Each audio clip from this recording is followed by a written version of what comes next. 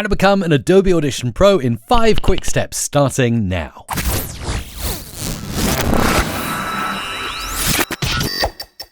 First of all, learn your keyboard shortcuts. These will come in handy so many times so you can edit audio quickly and efficiently. They're under the Edit menu, Keyboard Shortcuts. Take a look at the map. It's lovely and visual here, and you can really see what you need to do.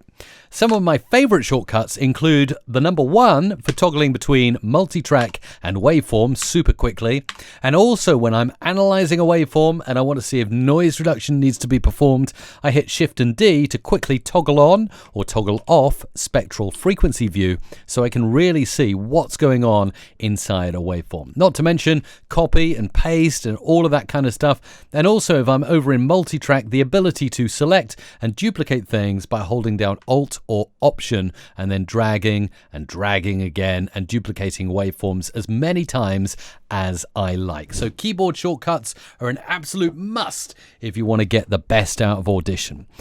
Next, number 2, you can customize the appearance, and I strongly advise you to do this. Now, while Adobe is a big fan of the kind of dark gray color scheme, you don't have to be dark gray at all.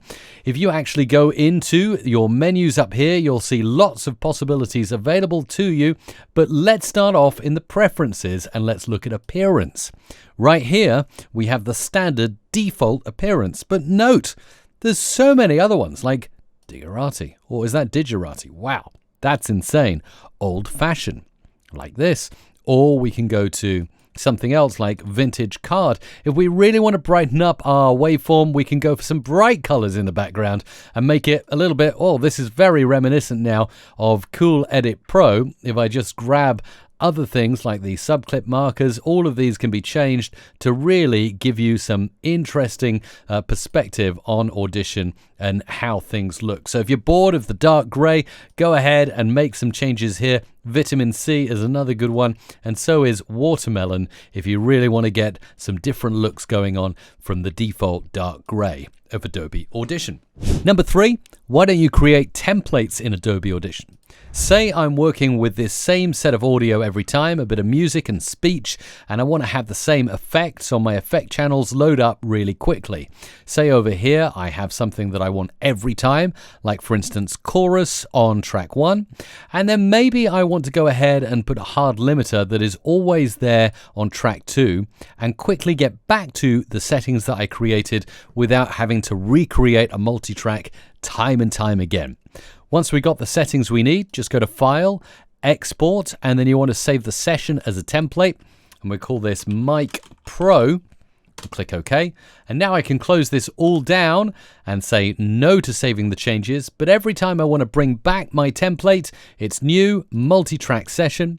And we go for the template. Yes, you'll see it down there. Mic Pro will recall not only my audio, but also my track effect settings as well. Look, they're all there and retained. And that's what I use every time I want to create pro audio without setting up a new multi-track session every time.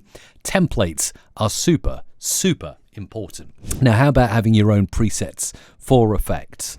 Say I go ahead and record a piece of audio in. Let's do that right now into a brand new audio file. This is me speaking, and I really want to add some cool effects. Now, normally you could just go in, highlight this, or just select the whole track like that, and go into the effects and add on modulation flanger. And usually I'll go for a few presets like oral. Let's listen to this. This is me speaking, and then we could also go for vocal flange. Let's listen to that. This is me speaking, and I really want to add some cool effects. But say I've got effects that I want to use time and time again. This is where saving a preset comes in really handy. Let's change some things about this effect. This is me speaking, and I really want to add some cool effects. This is me speaking, and I really want to add some cool effects. Okay, so that's my alien preset. I go up here. It appears at the top of every effect in Audition, and also over here on your effects rack as well, the ability to save the settings as a preset. Let's call this one Mic Alien. And then I can get out of this effect at any time or change to a different effect. This is me speaking. And then I can go right back and look for Mic Alien, there it is, and recall my preset settings. This is me speaking, and I really want to add some cool effects. So as you can see, if you really want to become an Adobe Audition Pro, presets not only on one effect, but maybe multiple effects like flanger, and we might go in and add a phaser as well. One of my favorites here is Zed Leplin. This is me speaking, and now I've got the alien with a bit of Zed Leplin on top. If I like these two in combination, save that out as Mike Really Cool. And then I can always recall this and it will populate my effects rack with the presets that I had really quickly. So I absolutely love that. And finally, maybe you want to do some voice improvement. So let me get rid of those effects and go ahead and add in maybe a big, let's go ahead and add in a graphic equalizer and add a bit of mic sparkle to the high end here, like so. This is me speaking, and I really want... That's a nice bit of crispness to the voice. And say I want to add in a really nice compressor as well. Let's go to Dynamics, add in some compression, turn the ratio up, turn the threshold down. This is me speaking, and I really want to add some cool effect. Okay, we can save that out as a preset, mic voice. Now, say I wanted to use that preset time and time again, what I can actually do is make use of my favorites menu.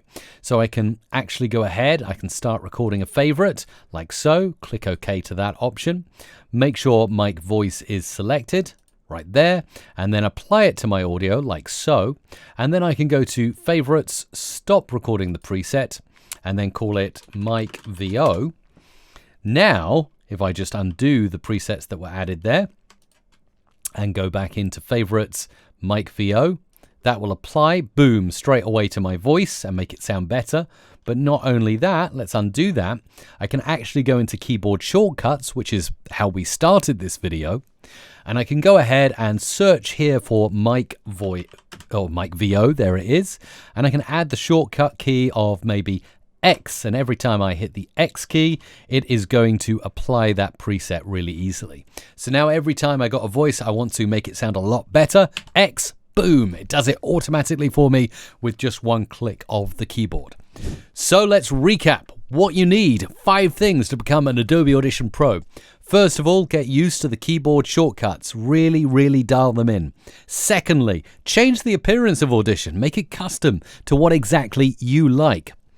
Use your templates. That's number 3. Templates in Adobe Audition Multitrack are a time saver and a lifesaver. Number 4, create your own really cool presets. And once you've dialed those in, save them out as a favorite and assign it to a keyboard shortcut. So with one click of one letter, you can make a voice sound better or make the edits and cuts you want without needing to go through multiple effects. Well, I really hope this has helped you, and clearly you're enjoying Adobe Audition if you've watched this far, so why not learn about Mastering Made Easy? How to master your podcast. It's showing on the screen somewhere. Go and watch that next.